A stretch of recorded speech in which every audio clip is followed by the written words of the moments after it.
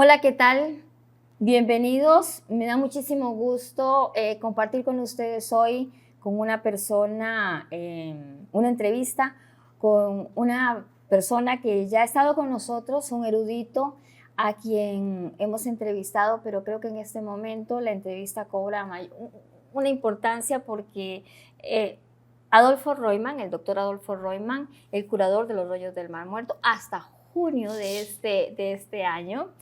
Entonces, ahora viene como excurador, pero con una libertad enorme para que podamos hablar de muchas cosas. No es que no las pudiera hablar antes, pero es que ahora siento yo que podemos hablarlas con mucha más libertad. Así que, Adolfo, te doy la bienvenida a La Nación. Muchísimas gracias por aceptar esta invitación. Gracias, Giselle. Como siempre es un gusto encontrarme contigo y aprovechar ahora estos minutos aquí en San José. El doctor Adolfo Royman, como muchos de ustedes ya lo conocen, fue el curador de los rollos del Mar Muerto desde 1994 hasta junio de este año. Es rabino, también está especializado en religiones comparadas, es arqueólogo, es un escritor prolífero, o sea, no sé cuántos libros tienes, pero son... Como 7. No podría yo y decenas de artículos. artículos. Decenas de artículos, entrevistas, conferencias, clases magistrales. El currículum es tan amplio que podríamos hablar todo el día y toda la noche y aún no nos alcanzaría. Pero como tenemos pocos minutos, vamos a entrar. ¿Cuál es el tema? El tema con el que vamos a comenzar es que independientemente de cuál sea la posición que uno asuma, a favor o en contra de los bandos en conflicto, en el conflicto árabe-israelí que se está llevando a cabo, el Templo de Jerusalén tiene un papel central en la tensión política. Y lo dice Adolfo en este libro que se titula Del Tabernáculo al Templo.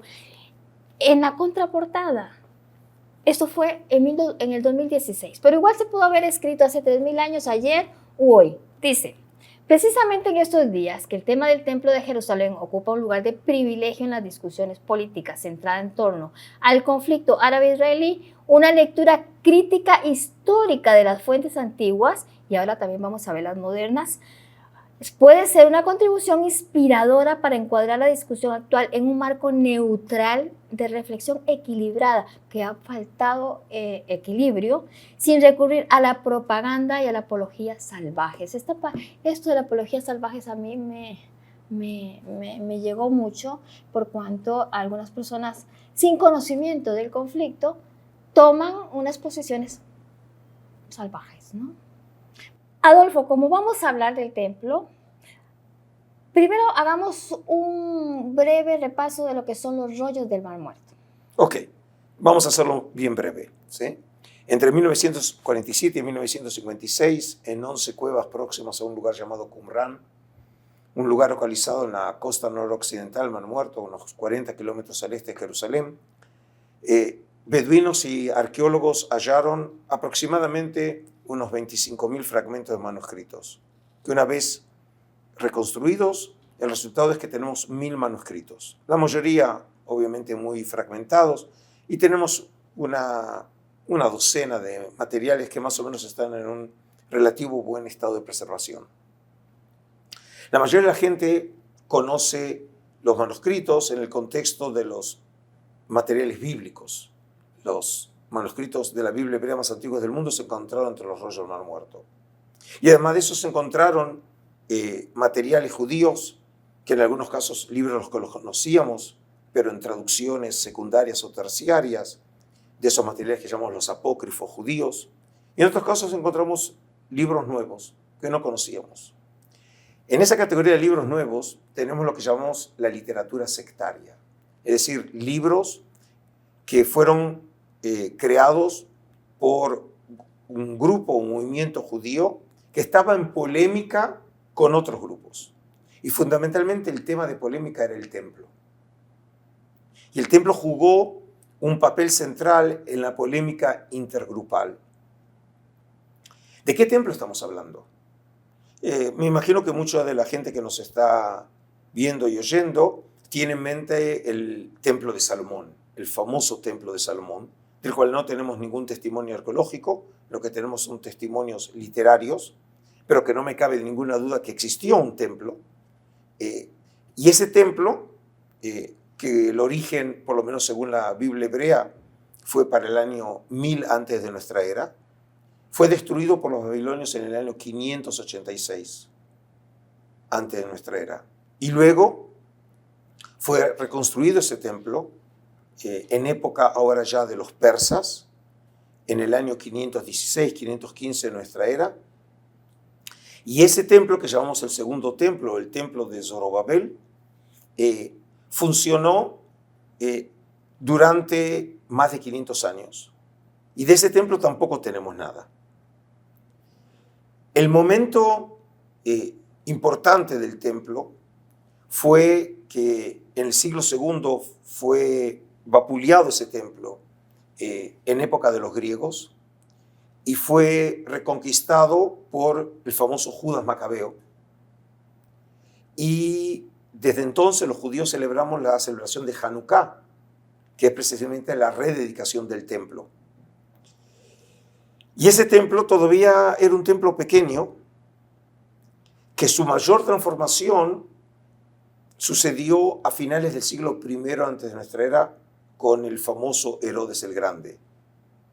Ese Herodes que fue rey de Judea entre los años 37 y al año 4 antes de nuestra era. Es el Herodes que me hace referencia al Evangelio de Mateo con la matanza de los niños inocentes. Es ese Herodes. Y ese templo es una de las grandes maravillas arquitectónicas del mundo antiguo. El tamaño de lo que llamamos el área del templo son 144.000 metros cuadrados, para lo cual literalmente tuvieron que aplanar la montaña. Y se construyeron grandes paredes, digamos, que sirven para contener la estructura. Y una de esas paredes, una sección, es lo que llamamos hoy el Muro de los Lamentos, que era el muro occidental, ¿sí?, de contención. Del templo de Jerusalén mismo tampoco tenemos nada, porque esa constructura que llevó aproximadamente casi unos 80 años en que fuera remodelado y ampliado, fue destruido por los romanos en el año 70 de nuestra era. Y entonces los edificios que estaban en el templo mismo, que eran dos grandes edificios, el templo propiamente dicho y la Basílica Real o Stoa, fueron finalmente destruidos. Y lo que nos quedó es la estructura alrededor del templo, que como dije, el Muro de los Lamentos es parte de esa estructura. Este templo era un templo muy fastuoso y funcionaba como el centro de culto, de identidad y hasta de educación de los judíos en el mundo antiguo, porque la función de los templos no era solamente religiosa.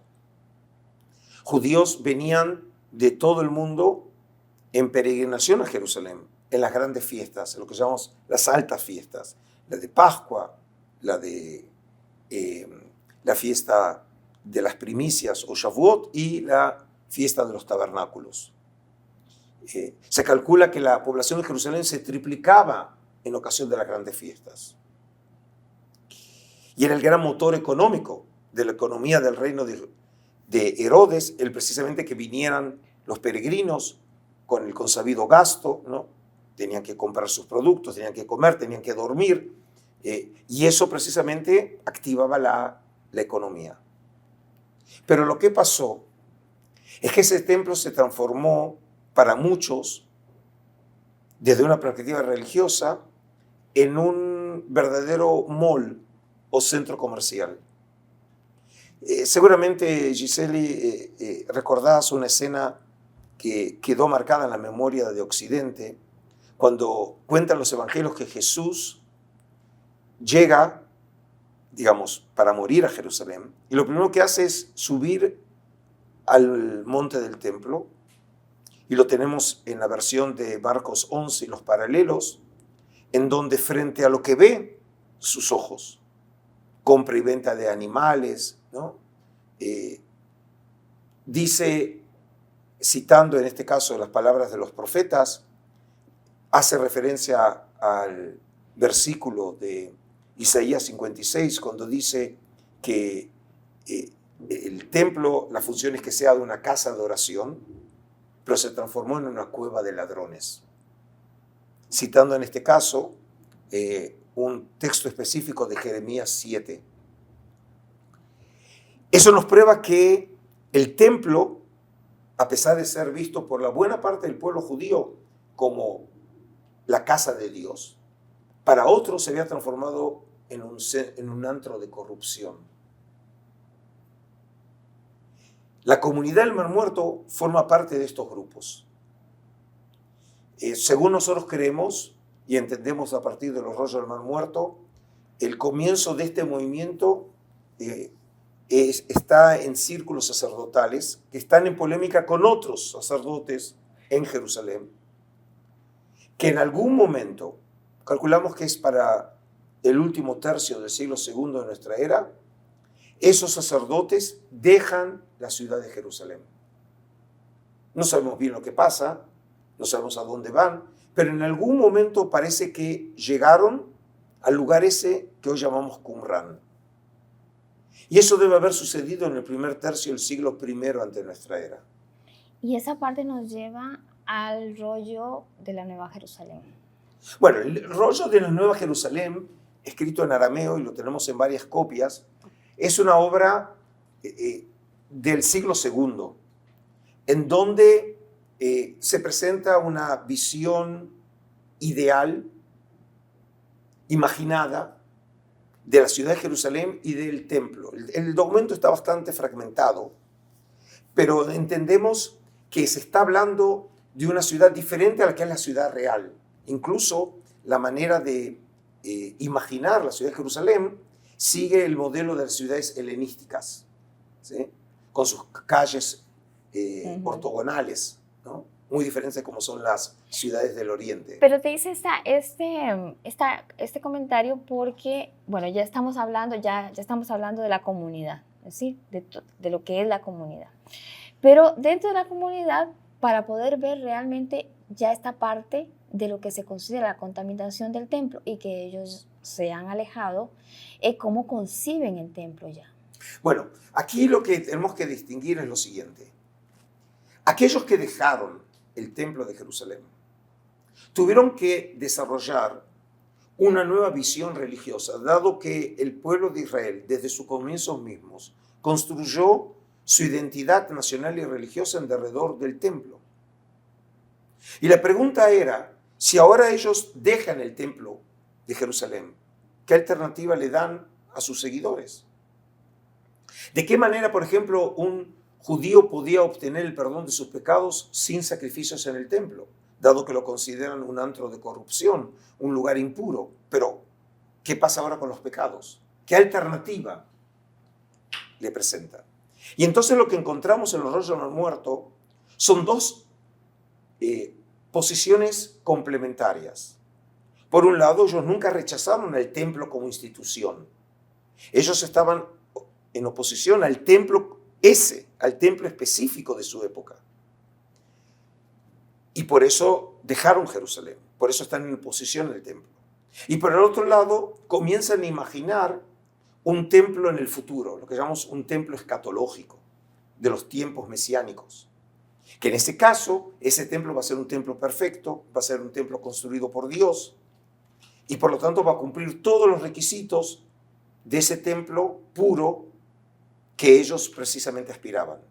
Y mientras tanto, entre un templo corrupto e ineficaz desde el punto de vista religioso, a un templo ideal perfecto que habrá de ser construido por Dios, ellos desarrollan por primera vez, que nosotros tengamos conocimiento, una idea novedosa, y es que la comunidad, ese grupo de personas se transformó en un templo, pero es un templo espiritual. Y esa es una nueva idea que no teníamos antecedente en la tradición de Israel, en donde formar parte de la comunidad es ya servir a Dios. Los miembros de la comunidad, aunque no sean genealógicamente sacerdotes, son sacerdotes en espíritu. Y la vida comunitaria es un servicio constante a Dios como parte de una vida religiosa, entregada totalmente a Dios. Y esa es una idea original que encontramos en los rollos del Mar Muerto, que luego empezamos a encontrar en un estadio ya un poco más tardío del nacimiento de la iglesia, porque, por ejemplo, la idea del templo espiritual aparece en los escritos paulinos. Claro. ¿Sí? Pero muy probablemente tenga como origen o una comunidad de Qumran o un grupo parecido al de Qumran que nosotros hoy no conocemos, ¿sí? Pero que puede haber existido, pero es una idea que ya estaba en la atmósfera del mundo judío en ciertos círculos pietistas de la época grecorromana. En esta parte, digamos que ya llegamos nosotros a la destrucción del templo. Ok, ya lo destruimos. Ya lo destruimos. Okay. Ya llegó Tito, destruyó el templo. Vámonos a la otra parte. Pasa esa época y aquí es donde viene algo que creo que tiene que quedar claro.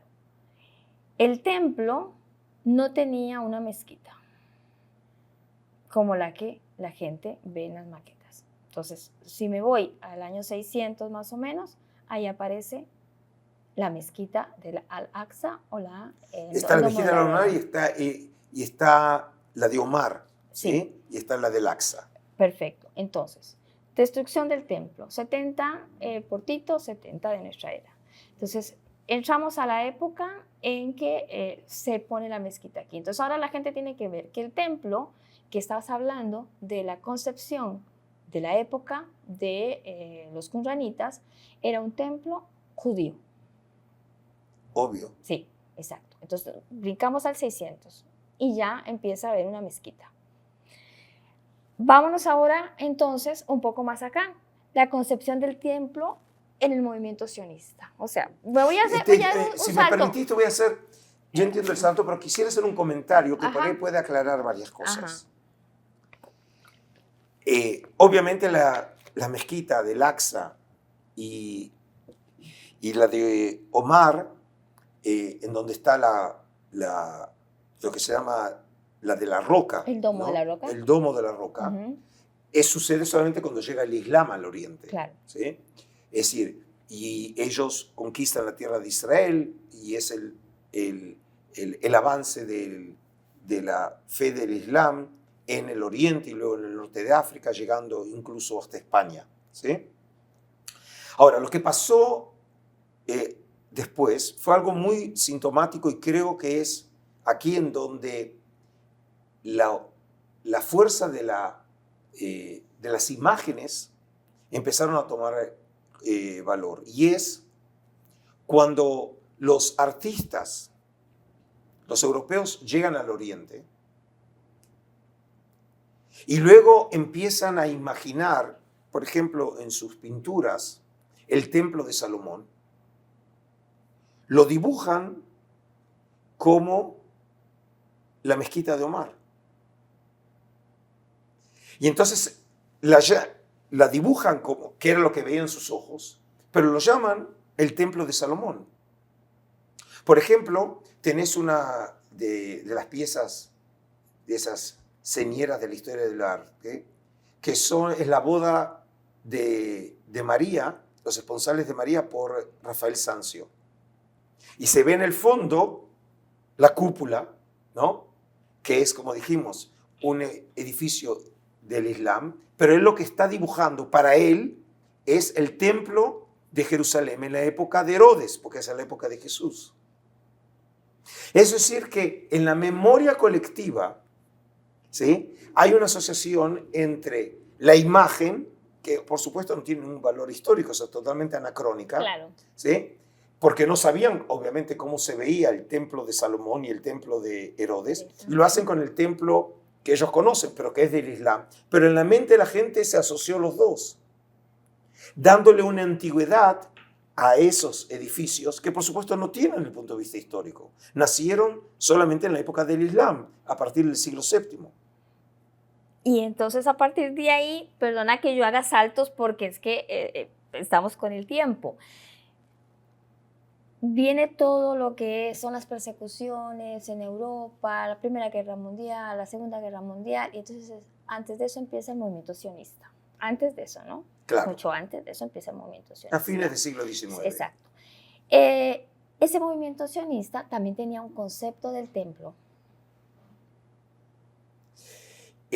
Lo que vemos aquí es algo muy interesante. Desde la destrucción del templo de Jerusalén, los judíos mantuvieron la memoria del templo como parte de sus esperanzas escatológicas. En otras palabras, cuando los judíos imaginaban el fin de la historia y los tiempos mesiánicos, imaginaban que el templo habría de ser reconstruido.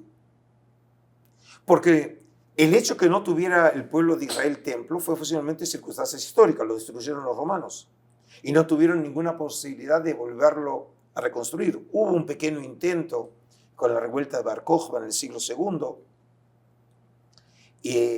pero en realidad, al no tener posesión de la tierra, por supuesto que no tenían ninguna posibilidad de volver a reconstruir, pero el judío siempre imaginó volver a Jerusalén y reconstruir su templo. Y eso quedó fijo en la liturgia, eso quedó establecido en la historia del arte judío, ¿sí? Donde el tema del templo, los artefactos sagrados, formaban parte de la identidad del pueblo de Israel. Y hasta hoy en día, un judío piadoso, en sus 3 oraciones a lo largo del día, reza por la reconstrucción del templo de Jerusalén. Es decir, que en este sentido, cuando me interesó este tema desde el punto de vista académico, ¿qué lugar tiene el templo de Jerusalén en la civilización de Israel? Yo no tenía que argumentar en favor de que es muy importante el tema del templo para los judíos religiosos. ¿Por qué? Porque así sucedió en los últimos 2000 años.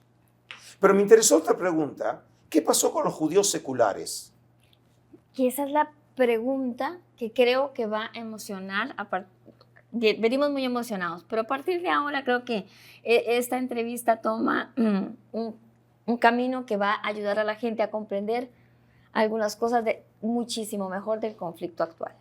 Pero antes de llegar al conflicto, los judíos que habían tenido una tradición y formación religiosa, cuando comienza esa revolución cultural en Europa que llamamos del iluminismo, que tiene que ver con la Revolución Francesa a fines del siglo XVIII, ¿sí? Los judíos ahora son integrados a las sociedades europeas. Los judíos dejan atrás su identidad religiosa, algunos incluso llegan al extremo de convertirse al cristianismo para incorporarse a las sociedades europeas. Pero como dijimos, llevaban el lastre de su educación judía. Y la memoria del templo había quedado, ¿sí?, en el subconsciente de estas personas. Y lo interesante fue cuando empecé a investigar el tema, fue que personas que a lo sumo podemos decir que eran judíos casi semi-asimilados, seguían teniendo y pensando en el tema del templo. Por ejemplo, el fundador del movimiento sionista fue Teodoro Herzl, un periodista con una muy básica formación judía, integrado totalmente a la cultura europea, era periodista, era hombre de teatro. Él, por ejemplo, escribe un libro que podemos decir, es el libro que genera el movimiento político que se llamó el sionismo y que finalmente va a derivar, consiguiendo el propósito con el nacimiento del Estado de Israel, que se llamó Der Judenstaat, es decir, el Estado de los judíos, generalmente traducido erróneamente como el Estado judío. Él no habló de un Estado judío, habló del Estado de los judíos. Y luego, en 1900, no me acuerdo, creo que en 1903, escribe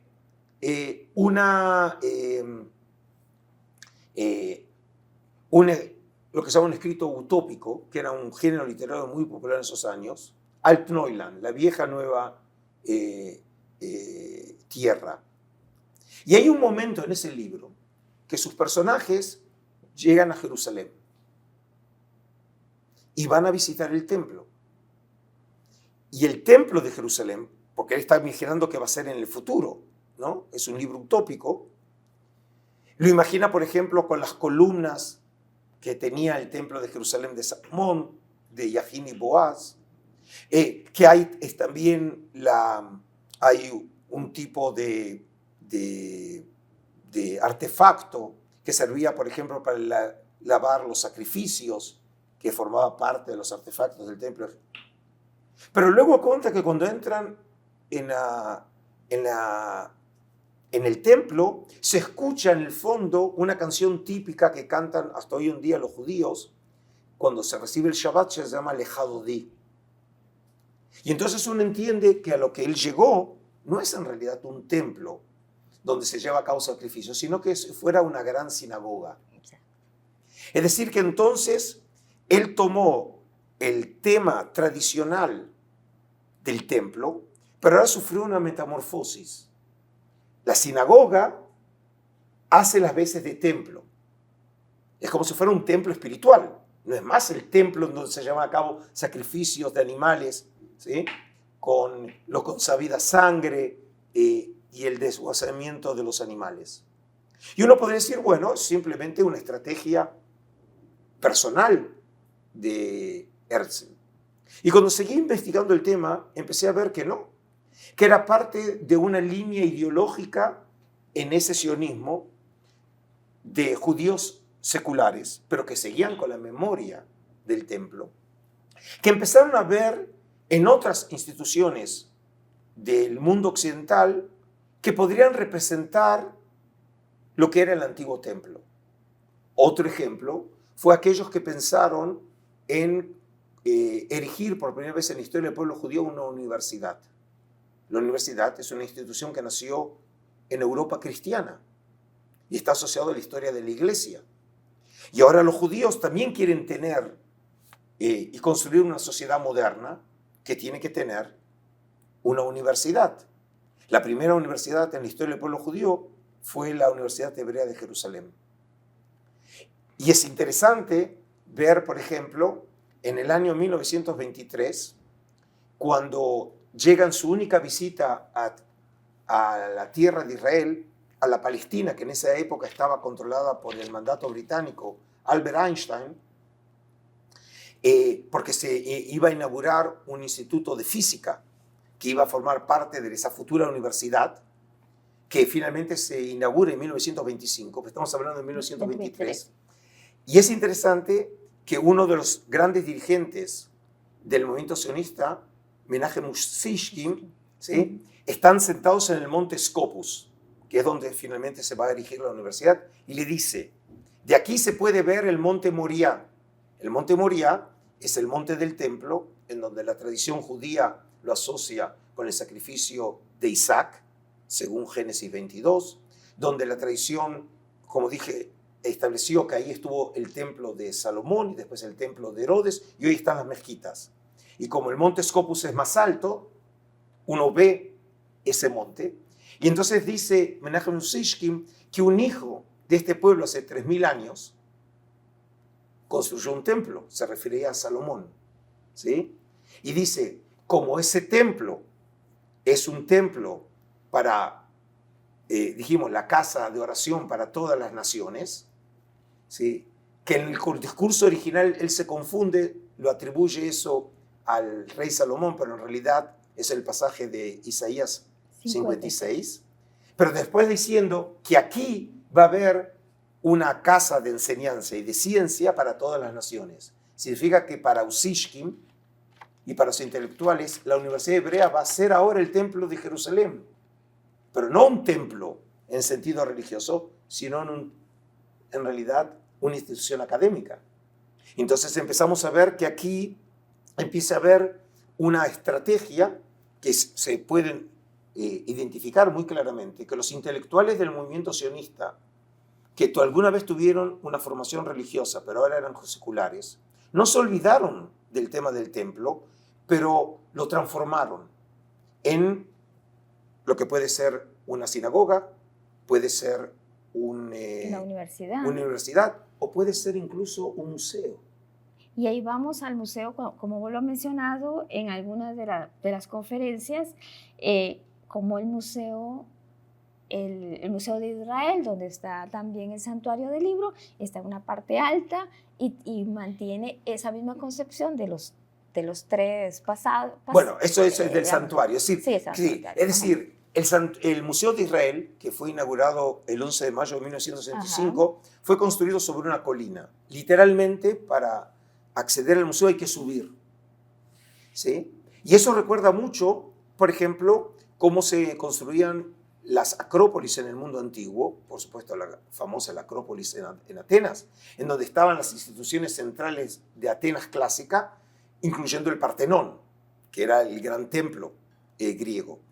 Entonces también se sube al Museo de Israel, y en este sentido, porque los museos en general, y eso es algo que encontramos en Europa en el siglo XIX, eran los que habían tomado el lugar de los templos antiguos. Prueba de ello es que uno ve la arquitectura neoclásica de los museos europeos, como por ejemplo, pensemos en el British Museum, que la sensación que uno lo recuerda porque esa es la construcción de templos griegos. Es decir, los europeos ahora tomaron el modelo arquitectónico de los templos y transformaron a los museos en los templos modernos de las sociedades europeas. Todo eso está dentro de la tradición detrás del Museo de Israel, y específicamente el Santuario del Libro, que se inaugura unos meses antes, el 20 de abril de 1965, lo construyen dos arquitectos, uno americano, Hermann Bartos, y su socio, Freddy Kissler. Construyen este edificio, cuyo nombre fue dado por la fundación que está detrás del proyecto, que se llama la Fundación del Santuario del Libro, Eijal HaSefer en hebreo, que fue constituida por el gobierno de Israel en febrero de 1955. Y el objetivo era que esa fundación fuera responsable de los manuscritos del Mar Muerto, 3 que había comprado el profesor Zukenik para la Universidad Hebrea, y 4 había comprado su hijo en los Estados Unidos. Y esos 7 manuscritos, ahora bajo control de esta fundación, deciden en algún momento construir un museo, ¿no?, para precisamente exhibir, estudiar y proteger los manuscritos. Y estos arquitectos, inspirados por el nombre de Santuario del Libro, van a construir un edificio muy particular. ¿Y por qué digo inspirados por el nombre? Porque en hebreo bíblico, Eijal es uno de los nombres para el templo de Salomón. Y entonces, de hecho, lo que construyen no es un museo, ellos construyeron un templo. Cuando uno entra al Santuario del Libro, la sensación, primero, que es un edificio único, dividido el espacio interior en 3 espacios. El primero, que hace las veces de sala de introducción, ¿no?, porque llega la gente, hay que explicarle qué es lo que hay en el museo, la historia, la arqueología, y hace las veces de lo que en el templo de Salomón era el profanum, o la primer sala, ¿no?, antes de entrar al templo mismo. Y luego tenemos una segunda sala en el Santuario del Libro que tiene forma de cueva, en donde hay vitrinas para exhibir artefactos. Y la tercera sala, debajo de una cúpula blanca, que es lo que se ve en el exterior, hay una cúpula blanca, ahí están los mundialmente famosos rollos del Mar Muerto. Esta división tripartita del espacio no es casual, porque templos antiguos se dividían en 3 salas. Es decir, que los arquitectos colocaron los rollos del Mar Muerto en la tercera sala, que en la época de Salomón es donde estaba el arca con las tablas de la ley, en el lugar sacrosanto del templo. Es decir, que juegan con la metáfora de templo.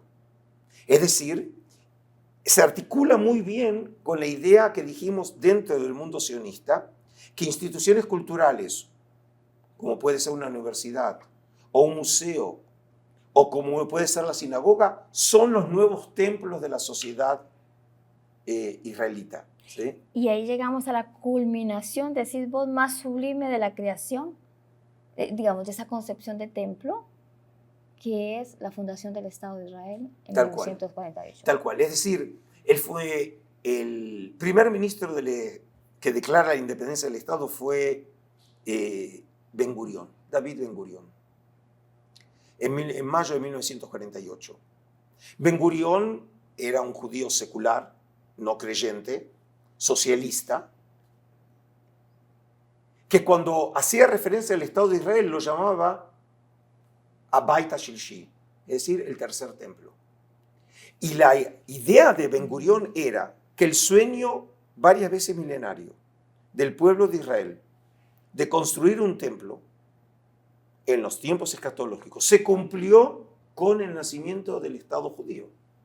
El Estado de Israel, la estructura política, es el nuevo templo de Jerusalén.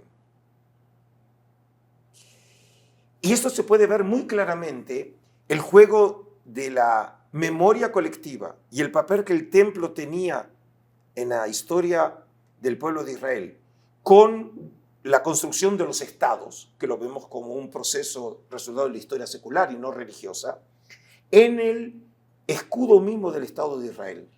Todo Estado necesita tener un escudo que lo represente.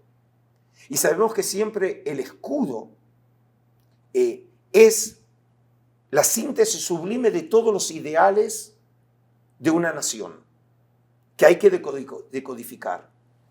El gobierno de Israel llama a concurso y se presentan 450 propuestas, y finalmente es elegida la de los hermanos Shamir. ¿Y qué hay en ese escudo? El escudo estaba inspirado en el Art Nouveau de esos años, que estaba en boga. En el centro aparece una menorá, es decir, un candelabro de 7 brazos, pero en un estilo modernista.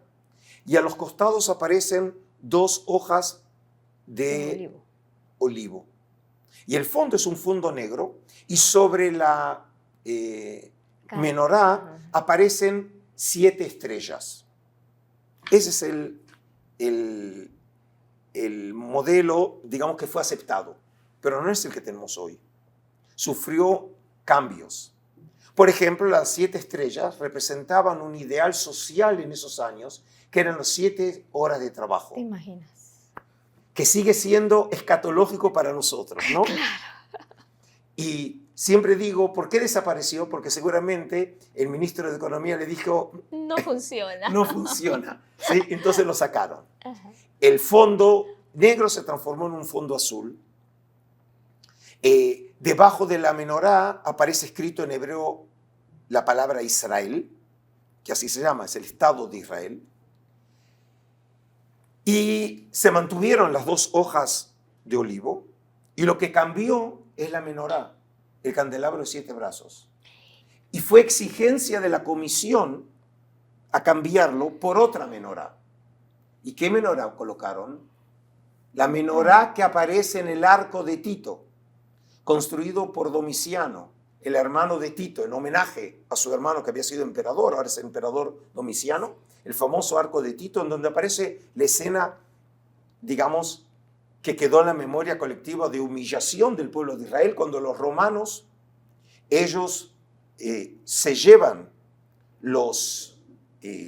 a manera de botín, los artefactos sagrados de Jerusalén y los traen a Roma. Nosotros sabemos por Josefo que los iban a poner en el Templo de la Paz, el so-called Templo de la Paz, que funcionaba a manera, si quieren, de museo, en donde traían los botines de las ciudades que habían sido depredadas por los romanos. Y lo que se ve entre los artefactos, el que es el más notable, es la menorá de 7 brazos. Es decir, que la comisión le exige a los hermanos Shamir de cambiar la menorá y colocar esa menorá. ¿Por qué? Porque la menorá que había sido sacada por los romanos vuelve con el Estado de Israel ahora a Jerusalén. Eso es lo que quería decir. Es decir, que la idea era que el templo de Jerusalén en realidad volvió a la vida en la estructura política que es el Estado de Israel. Y aquí entra la guerra de independencia, que tiene mucha importancia para lo que estamos hablando. La división de Jerusalén en 1948, después de la... Ya los judíos establecen el Estado de Israel, bueno, judíos y seculares, ¿no? O sea, personas religiosas y no religiosas. Pero entonces viene la guerra, se divide la ciudad de Israel y una parte de Jerusalén, que es la oriental, queda bajo control de Jordania, que es la que tiene historia Correcto. judía para el pueblo. Y la otra parte es la occidental, que es la que queda al lado de Israel. Y que no tiene historia. Que no tiene historia. Entonces, la parte que queda en control de Jordania es, digamos, por decirlo de alguna manera, la que es importante para el pueblo judío. Y bueno, tal vez para no hacerlo muy largo, entonces el pueblo de Israel nuevamente se ve en la necesidad de crear ese nuevo centro de la Jerusalén que está en la memoria colectiva. Se ve de nuevo en esa necesidad. Es decir, en realidad lo podemos decir que la historia le jugó un papel a los sionistas haciéndoles la vida fácil. Porque si cuando nace el Estado de Israel, Israel hubiera controlado toda la ciudad de Jerusalén y hubieran controlado el monte del templo, la pregunta ahora era, si ahora controlamos el monte del templo, ¿por qué no construir el templo de Jerusalén? Porque ese fue el sueño verdadero de los judíos durante 2000 años. No hay ninguna regulación por la cual no hay que volver a hacer sacrificios. Simplemente quedó en suspenso esa manera de adorar a Dios, simplemente porque nos quedamos sin templo, porque no teníamos control político de la zona. Y lo que sucedió que al estar en manos de Jordania, le solucionó el problema a los dirigentes sionistas. No hay que ocuparse de ese problema, porque eso sin duda iba a despertar, digamos, el furor en el mundo musulmán. Y obviamente dentro del mundo judío, obviamente muchos de los judíos no iban a querer aceptar esa manera religiosa del templo. Es como que lo veían como parte del pasado, pero no algo importante para el presente. Y entonces comienza a crearse un nuevo centro político y cultural, que es lo que llamamos el área, que yo lo llamo el Capitolio del Estado de Israel, que es lo que se llama Givat Ram, que de manera estructural sirve para equilibrar lo que sería el área del templo. En la época de Salomón, la Acrópolis, no estaba solamente el templo, estaba el Palacio Real, estaba la casa, lo que se llama del Líbano, es decir, como si fuera un tipo de tribunal. Es decir, estaban las instituciones del poder. Y eso era el Jerusalén oriental. Ahora estamos en Jerusalén occidental. Se construye en Jerusalén occidental los ministerios, el Parlamento israelí, el Museo de Israel, la Universidad Hebrea, en su segundo campo de Givat Ram. Es decir, y todas esas instituciones, cada una por separado y todas juntas, son templos. Y entonces el movimiento sionista ve que es el heredero de esa institución milenaria del templo, pero que ahora se ve metamorfoseada en la estructura política y cultural del Estado.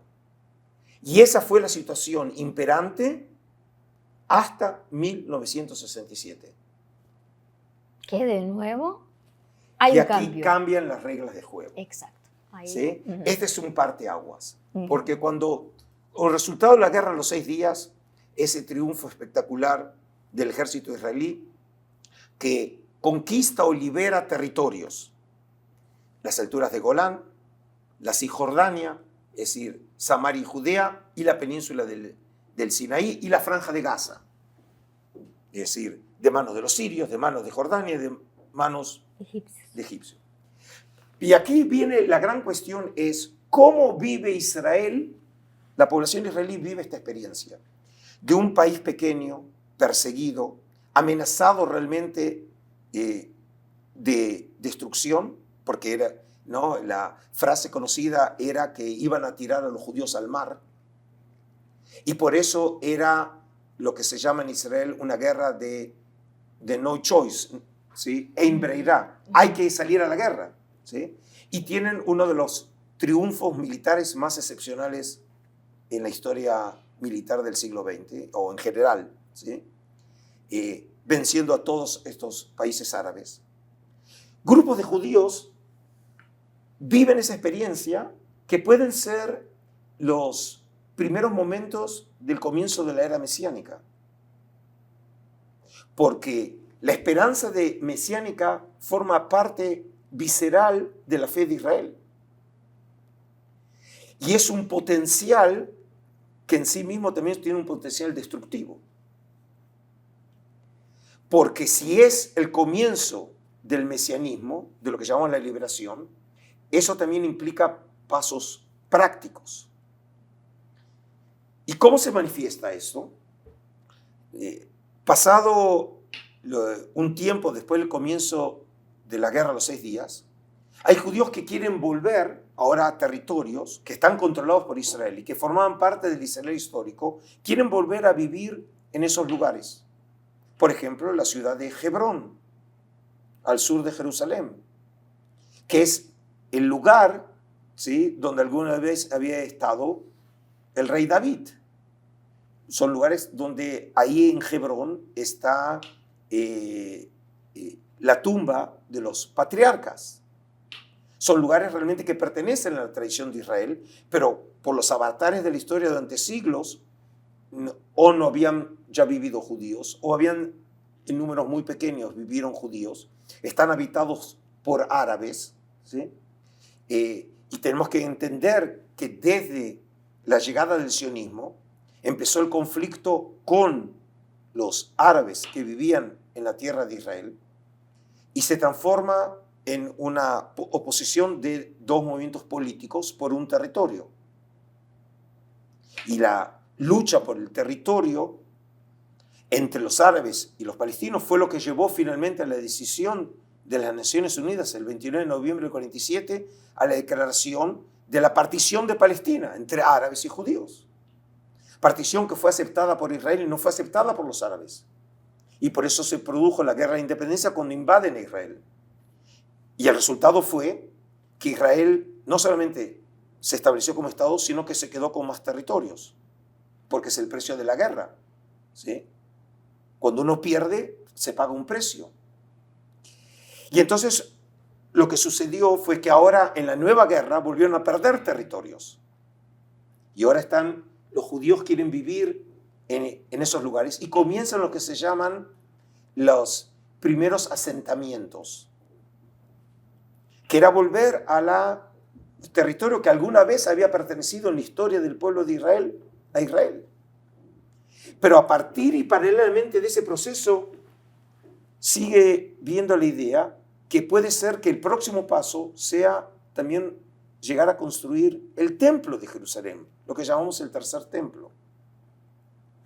Y esta historia cada vez fue tomando forma hasta tal punto que con el pasar de los años empezaron a generarse movimientos que pusieron como propósito la reconstrucción del templo de Jerusalén. En un primer momento eran números muy pequeños y se lo veía simplemente como, bueno, digamos, algunos locos, ¿no?, que tienen como idea, pero que obviamente no tienen ninguna factibilidad. Pero como muchas veces sucede, y cuando no se toman en serio estos procesos, porque son procesos que realmente tienen mucha más profundidad, estos pocos se empezaron a transformar en muchos.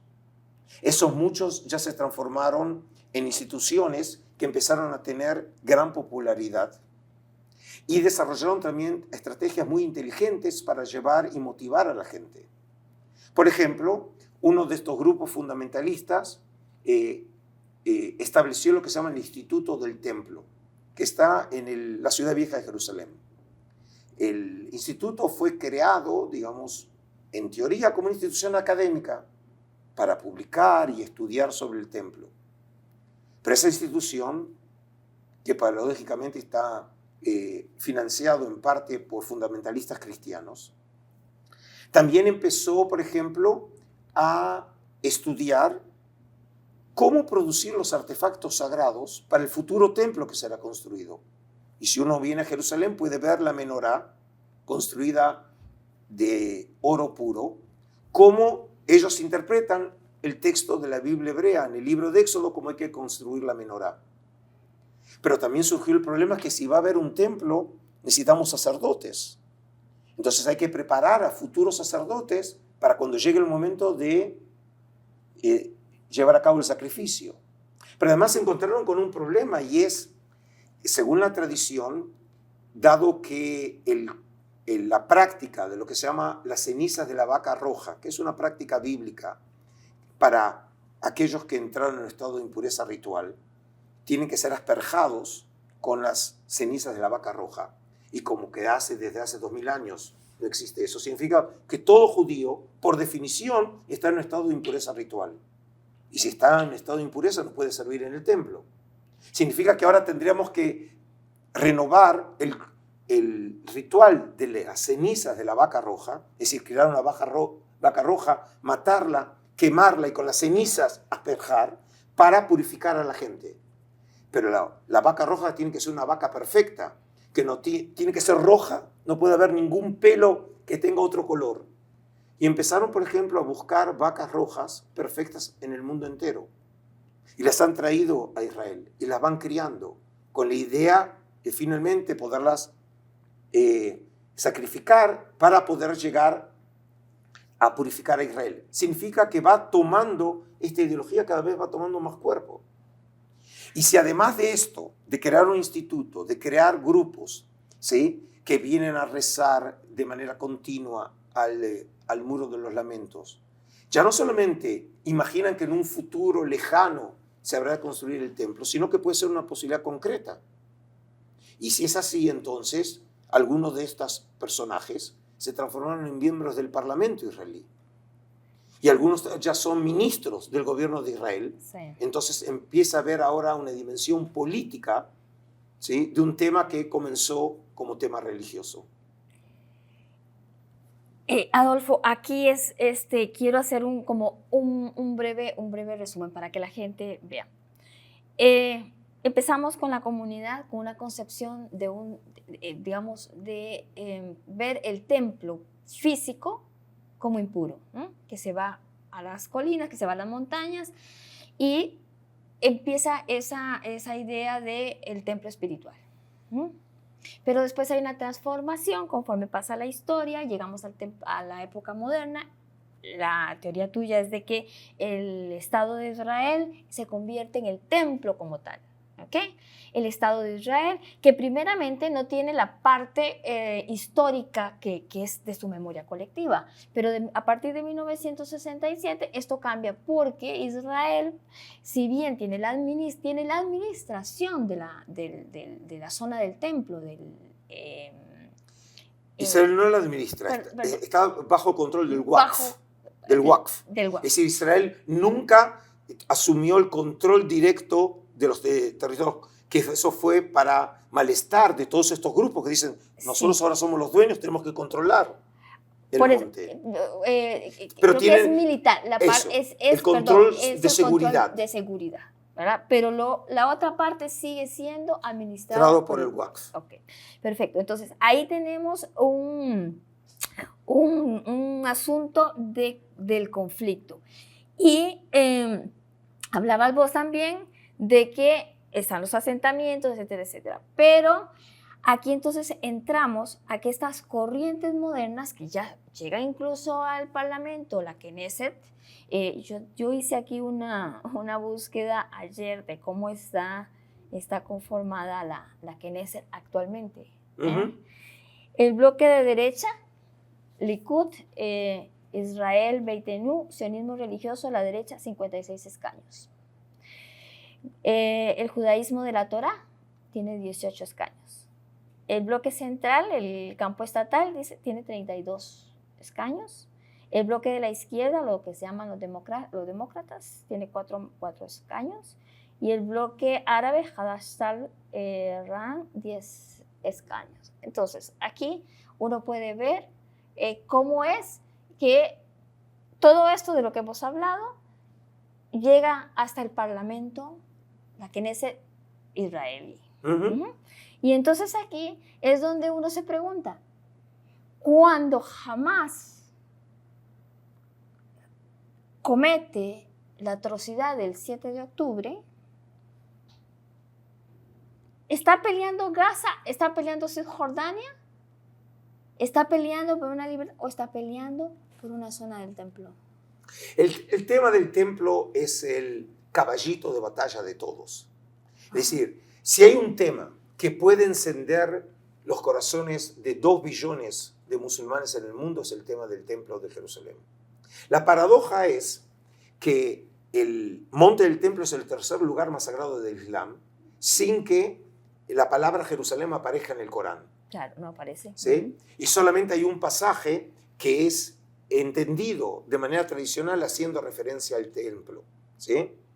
Perdona que haga énfasis a esto, que es que la gente tenga cuenta de que la mezquita o la explanada de las mezquitas pertenece al año 600 ya de nuestra era.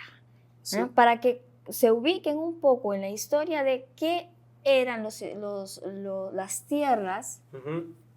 Y por eso podemos ver, por ejemplo, en las polémicas entre los palestinos y los israelíes, que asumieron, por ejemplo, estrategias absolutamente inaceptables, como ser, por ejemplo, negar la existencia del templo de Jerusalén, ¿sí?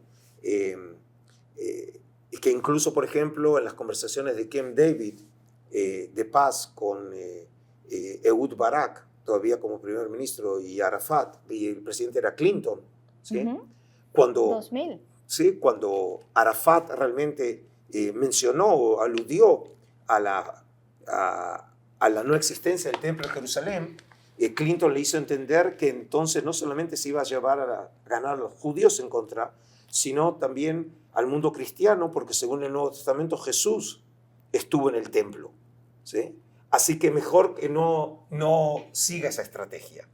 Pero mira, yo lo que digo es lo siguiente: nosotros estamos hoy en un mundo en donde, entre otras cosas, lo que abunda es la total ignorancia. Es decir, nadie tiene idea de la historia,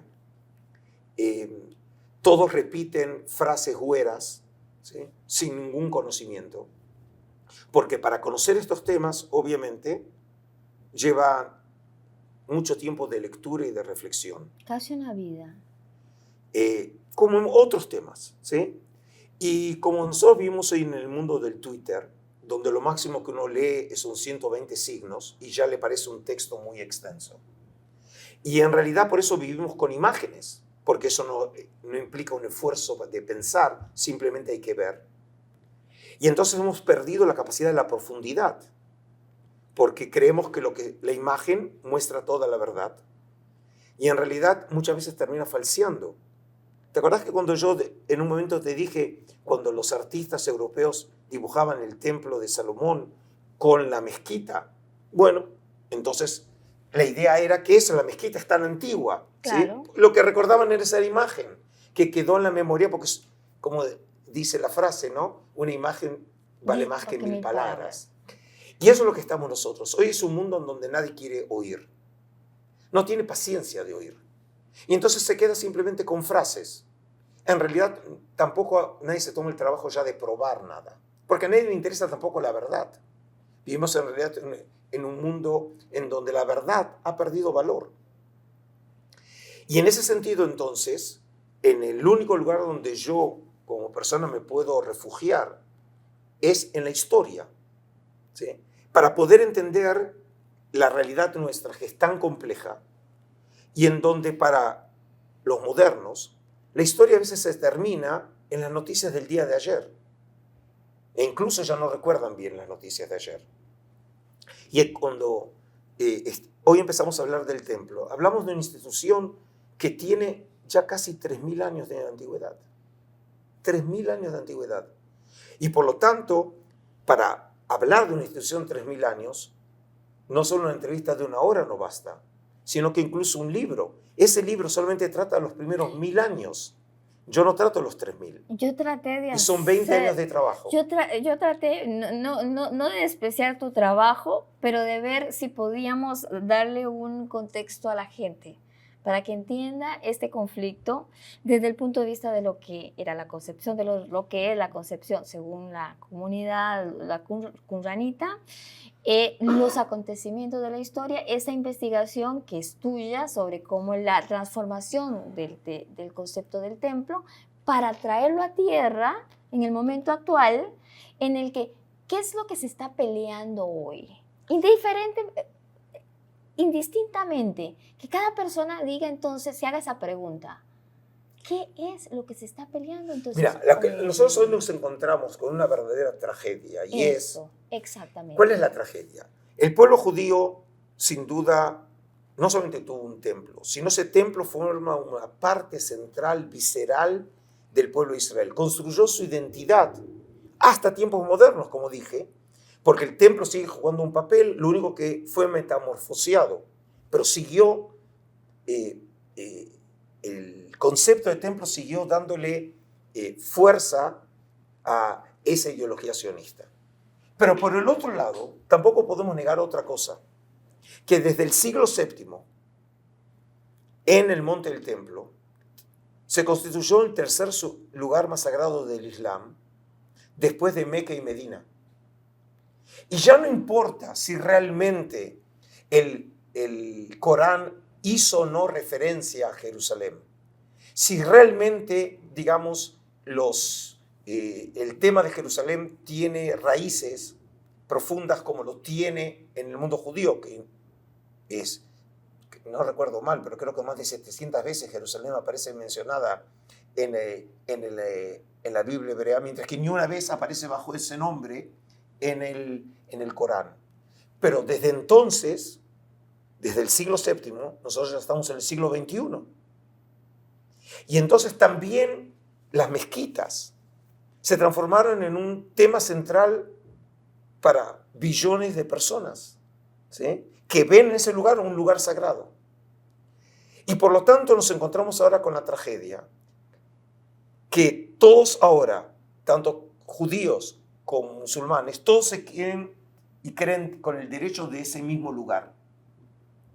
Y obviamente ninguno de los dos nunca va a ceder.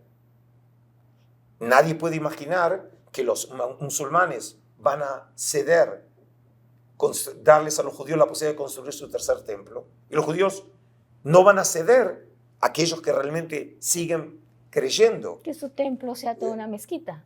Que no puedan construir su templo en la tierra de Israel, claro, que hoy está controlado por Israel. Es decir, que estamos desde el punto de vista geopolítico en uno de los temas más explosivos del planeta, que sin duda puede ser generador de un conflicto de corte universal.